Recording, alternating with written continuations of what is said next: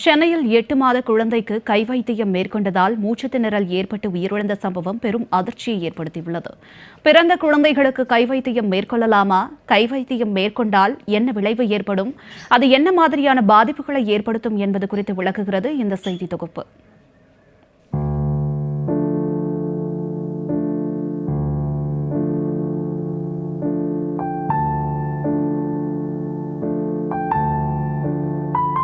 பொதுவாக கிராமப்புறங்களில் குழந்தைகள் முதல் பெரியவர்கள் வரை சிறு சிறு வியாதிகளுக்கு இன்றளவும் பலரும் கை வைத்தியங்களைத்தான் செய்து வருகின்றனர். அந்த வகையில் சென்னை அபிராமபுரத்தைச் சேர்ந்த தேவநாதன் என்பவரின் 8 மாத பெண் குழந்தைக்கு சளி பிரச்சினை அதிகமாக இருந்துள்ளது. இதனால் கடந்த 13ஆம் தேதி மாலை விக்ஸ் மற்றும் கற்பூரத்தை குழைத்து மூக்கில் தேய்த்ததாக கூறப்படுகிறது. பின் சிறிது நேரத்தில் குழந்தைக்கு மூச்சு திணறல் ஏற்பட்டதால் எழும்பூர் குழந்தைகள் நல மருத்துவமனையில் அனுமதித்த நிலையில் குழந்தை சிகிச்சை பலனின்றி உயிரிழந்தது. சளி பிரச்சினை காரணமாக குழந்தை உயிரிழந்ததா அல்லது சளி பிரச்சினைக்கு விக்ஸ் மற்றும் கற்பூரத்தை குழைத்து மூக்கில் தடவியதால் மூச்சு திணறல் ஏற்பட்டு குழந்தை உயிரிழந்ததா என்பது குறித்து உடற்கூராய்வில்தான் தெரியவரும் என அபிராமபுரம் போலீசார் தெரிவித்துள்ளனர். இந்த சம்பவம் குறித்து அபிராமபுரம் போலீசார் விசாரணை மேற்கொண்டு வருகின்றனர். குழந்தைகள் பிறந்த முதல் 1 வருடத்தில் அவர்களின் உடலில் ஏற்படும் மாற்றங்கள் என்ன, பெற்றோர்கள் அவற்றை எப்படி கையாள வேண்டும் என்பது தொடர்பாக விளக்குகிறார் அரசு குழந்தைகள் நல மருத்துவமனை முன்னாள் இயக்குனர் மருத்துவர் சர்க்குணம். வளர்ச்சி எப்படி இருக்குது? 2 மாதத்தில் 1.5 மாதத்தில் முகம் பார்த்து சிரிக்குதா? 4 மாதத்தில் தலை வாப்ளிங் தலை நிற்க ஆரம்பிக்குதா? ஸ்டெடியாக நிற்க ஆரம்பிக்குதா? எப்போ தவள ஆரம்பிச்சுது? எப்போ நடக்க முயற்சி பண்ணுது? எப்போ சத்தம் கேட்டாக்கா உடனே திரும்பி பார்க்குது? எப்போ வெறும் சத்தம் கொடுக்குது? 6 மாதம் சத்தம் கொடுக்கும். ஒரு 8-9 மாதத்தில் 3 வார்த்தை அப்பா அம்மா 3 வார்த்தை பேசும்.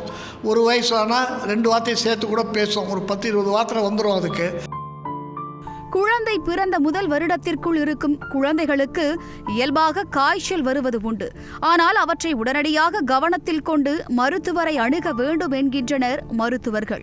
6 மாதங்களுக்கு மேலான குழந்தைகளுக்கு அல்லது 1 வருடத்திற்கு மேலான குழந்தைகளுக்கு லேசான காய்ச்சல் இருந்தால் பாராசிட்டமல் சிரப்பு கொடுக்க மருத்துவர் அறிவுறுத்தி இருந்தால் அவற்றை செயல்படுத்தலாம் என்றும், ஜலதோஷம் இருமல் தொடர்ந்து இருந்தால் அவற்றை உடனடியாக மருத்துவரிடம் காண்பிப்பது அவசியம் என்றும் அறிவுறுத்துகின்றனர் மருத்துவர்கள்.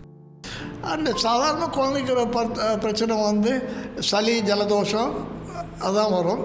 சளி காய்ச்சல் வரலாம். இன்ஃபெக்ஷன்னால என்னதான் ஜாக்கிரதையாக இருந்தால் கூட சில டைமில் காய்ச்சல் வரலாம். பாராசிட்டமால் என்ற சிறப்பு மருந்து மாத்திரம் நீங்களாக கொடுக்கலாம். ஆனால் டாக்டர் அறிவுரை அனுப்பல.